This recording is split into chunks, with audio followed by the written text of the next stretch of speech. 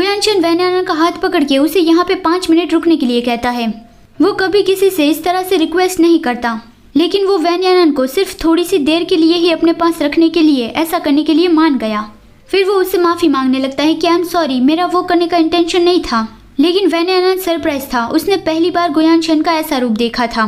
गुयानशन ऐसा दिख रहा था जैसे वो एक बेचारा बिल्ली का बच्चा हो जिसे ऐसे ही रास्तों पे छोड़ दिया गया है।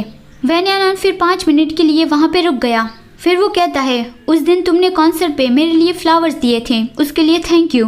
गुयानशन कहता है, क्या तुम्हें वो पता था? वैनयानन कहता है, हाँ, मैंने तुम्हें पीछे से देखा था। इनफैक्ट तुम मुझे खुद भी वो देने आ सकते थे। गुयानशन कहता है, मुझे डर था कि शायद तुम इससे परेशान हो जाओगे।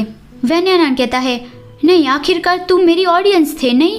गुयानशन उदास हो रहा था, लेकिन वो ये सुनकर खुश हो गया कि हाँ, वो सनफ्लावर्स घर पे प्लांट किए हुए ही थे। फिर मैंने उसे सनलाइट में प्लांट करवा दिए और उसमें ऐसे ही फूल आ गए। मैंने उसे उगाने में बहुत ज़्यादा मेहनत की है।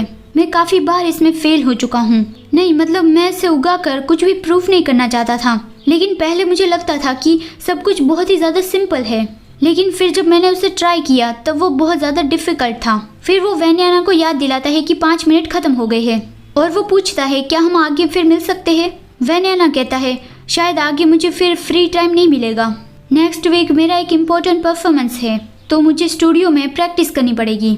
लेकिन अगर तुम ठीक हो जाओ तो तुम मेरी परफॉर्मेंस देखने आ सकते हो। गुयानशन कहता है, हाँ, मैं ज़रूर आऊँगा। वैनयानन कहता है, तो अब मैं चलता हूँ। और वो जाता हुआ सोचता है, वो क्लियरली पास्ट में मुझसे हेट करता था।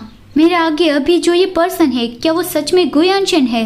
वैनयानन के बाहर जाने के बाद गुयानशन बहुत ज़्यादा खुश हो गया और सोचने लगा कि उसने मुझे अपने कॉन्सर्ट में इनवाइट किया। शायद कॉन्सर्ट के बाद मैं उसे डिनर के लिए इनवाइट करूंगा। नहीं, सब कुछ स्टेप बाय स्टेप करेंगे।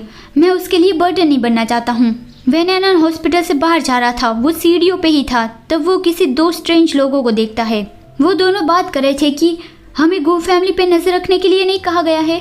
आखिर वो कौन से हॉस्पिटल रूम में होगा? लेकिन उसके अराउंड अभी बहुत सारे बॉडीगार्ड्स होंगे। वो शायद VIP वार्ड में होगा। हमें वो थोड़े वक्त में ही जरूर मिल जाएगा।